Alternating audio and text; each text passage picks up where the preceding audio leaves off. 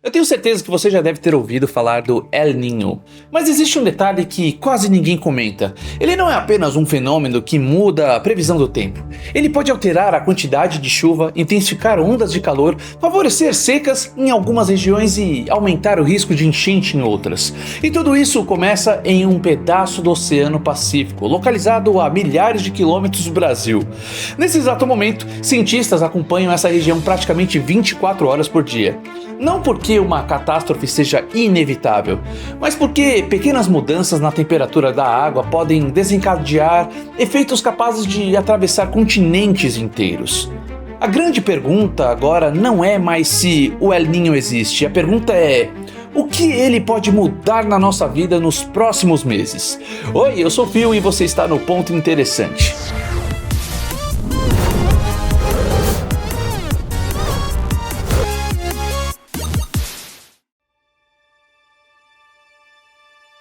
Quando a gente pensa em previsão do tempo, normalmente imagina satélites, nuvens e mapas coloridos. Mas antes de tudo isso acontecer, o clima começa no oceano. Parece estranho, só que faz todo sentido. Os oceanos cobrem mais de 70% da superfície da Terra e funcionam como uma enorme bateria de calor. Durante o ano inteiro, eles absorvem energia do Sol, armazenam parte desse calor e depois o devolvem lentamente para a atmosfera.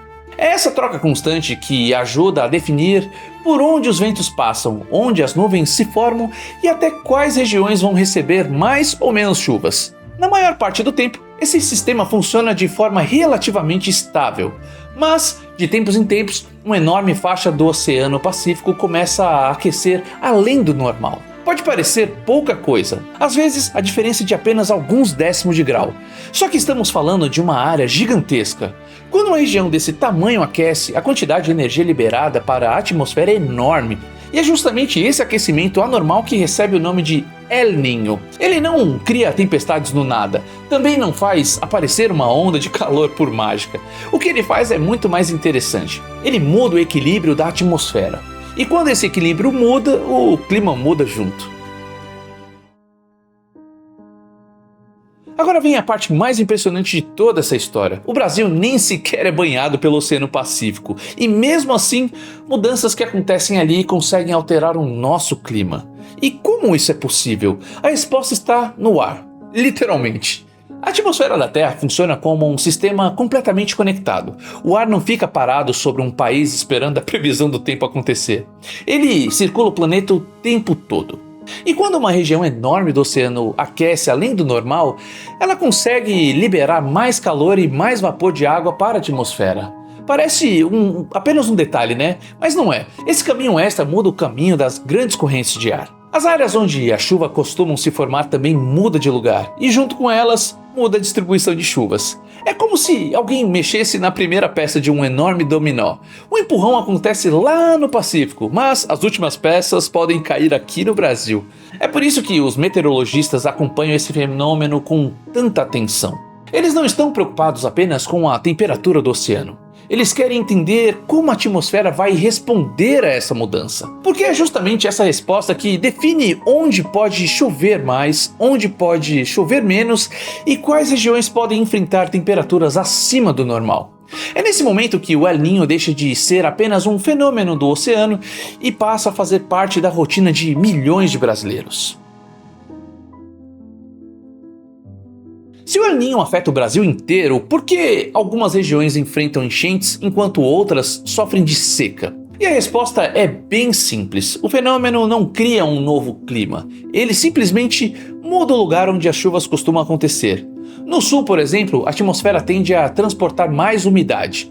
Isso aumenta a chance de temporais, eleva os níveis dos rios e favorece enchentes e deslizamentos. Foi exatamente por isso que, depois da tragédia que atingiu o Rio Grande do Sul, qualquer novo sinal de El Niño passou a ser acompanhado com muito mais atenção. Mas existe um detalhe importante: isso não significa que a mesma tragédia vai acontecer novamente, tá?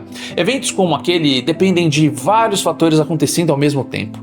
O El Niño pode aumentar o risco, isso é um fato, mas ele nunca vai agir sozinho. Enquanto isso, boa parte do norte e nordeste costuma enfrentar uma situação completamente diferente, né? As chuvas podem diminuir, os períodos secos ficam mais longos e reservatórios de água passam a receber menos reposição. No centro-oeste e em boa parte do sudeste, o calor também costuma ganhar força. E quando altas temperaturas se juntam à baixa umidade do ar, o risco de queimadas aumenta bastante. Ou seja, um único fenômeno, vários impactos diferentes. Tudo depende de como a atmosfera reorganiza as chuvas sobre cada região do país. E é justamente por isso que nenhum meteorologista consegue dizer exatamente como será o clima de cada cidade. Eles trabalham com probabilidades, e entender essa diferença é fundamental para interpretar qualquer previsão. Existe uma pergunta que começou a aparecer cada vez mais entre pesquisadores e meteorologistas. Será que o El Niño está mudando?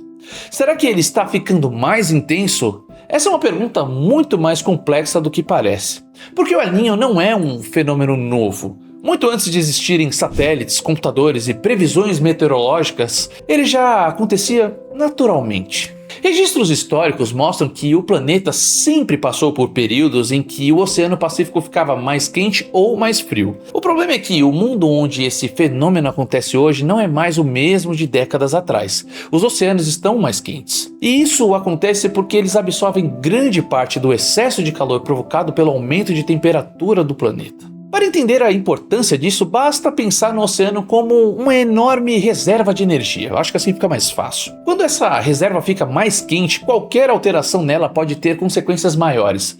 Mas aqui existe uma diferença importante, tá? O aquecimento global não criou o El Niño. Senão daqui a pouco o pessoal já começa a criar várias teorias da conspiração, né? Eles são coisas bem diferentes. O El Niño é um fenômeno natural e ele faz parte de um funcionamento normal do planeta. A questão que os cientistas estudam é outra. Será que o planeta mais quente pode mudar a forma como o El Niño se comporta? Será que ele pode tornar alguns episódios mais intensos? Ou fazer com que seus efeitos sejam sentidos de maneira diferente? A resposta ainda não é simples. A ciência continua estudando essa relação. Existem modelos que indicam que eventos extremos podem se tornar mais frequentes. Mas também existem pesquisadores que defendem que ainda não temos dados suficientes para afirmar isso com total certeza. E essa é uma das partes mais interessantes da ciência, na verdade. Ela não funciona procurando respostas fáceis. Ela funciona tentando descobrir onde estão as dúvidas. Agora chegamos à pergunta que provavelmente trouxe você até esse vídeo. O que o Brasil pode esperar? A primeira coisa que precisamos entender é que a previsão climática não é previsão do futuro, tá? Não existe um cientista olhando para uma tela e descobrindo exatamente o que vai acontecer em cada cidade. O que existem são modelos, são milhares de cálculos feitos por computadores gigantescos que analisam temperaturas dos oceanos, circulação dos ventos, umidade e diversos outros fatores. Eles não dizem, vai acontecer isso aqui, é isso aqui. Eles dizem, bom, as condições aumentam a chance disso acontecer, então vamos ver o que vai acontecer. E essa diferença muda tudo, né? Nesse momento, os modelos indicam que o El Niño pode continuar influenciando o clima brasileiro nos próximos meses, mas o impacto não serão iguais a todos os lugares. No sul, o principal ponto de atenção continua sendo o excesso de chuva. Depois de tudo o que aconteceu no Rio Grande do Sul, o monitoramento da região ganhou uma importância ainda maior. A preocupação não é apenas com a quantidade de chuva, é também com a capacidade das cidades de lidar com ela. Porque muitas vezes o problema não é apenas a natureza, é quando um evento extremo encontra uma região em que não estava nem um pouco preparada, né? Já em outras partes do país, o desafio pode ser completamente diferente. Menos chuva, mais calor, mais dificuldade para manter reservatórios abastecidos e um cenário mais favorável para incêndios florestais.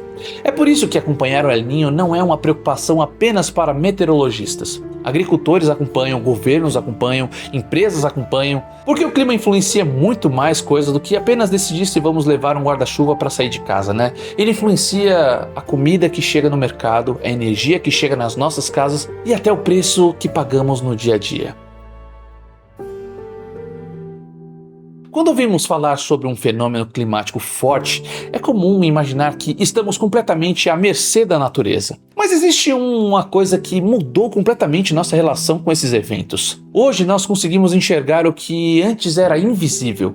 Séculos atrás, uma mudança no Oceano Pacífico poderia ser percebida apenas quando os efeitos chegassem. As pessoas sentiam o problema primeiro e só depois tentavam entender a causa. Hoje é um pouquinho diferente, né? Os satélites, eles observam a temperatura dos oceanos, boias espalhadas pelo mar coletam informações em tempo real, Computadores analisam milhões de dados e tudo isso permite que cientistas tenham meses de antecedência para alertar sobre possíveis mudanças. Nós ainda não conseguimos controlar o clima, mas conseguimos nos preparar melhor, né? E essa talvez seja a maior diferença entre o passado e o presente. O El Niño é uma daquelas situações que mostram como a Terra funciona de uma maneira muito mais conectada do que imaginávamos. Uma mudança no Oceano Pacífico, uma alteração na temperatura da água, uma mudança nos ventos e pouco tempo depois, milhões de pessoas em outros continentes começam a sentir as consequências. É fácil olhar para um evento como esse e pensar que o problema está distante.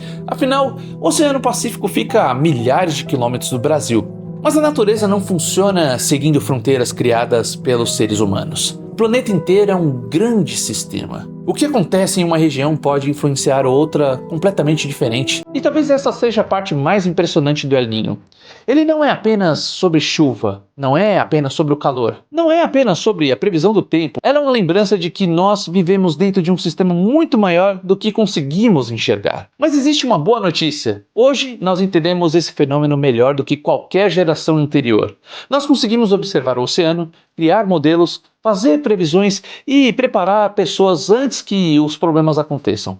O El Niño vai continuar existindo, ele sempre existiu. A diferença é que agora nós temos a chance de prestar atenção aos sinais, porque quando falamos sobre clima e planeta, algumas mudanças começam muito longe, mas acabam chegando até a nossa porta. Eu sou o Phil e esse foi mais um Ponto Interessante. Até a próxima.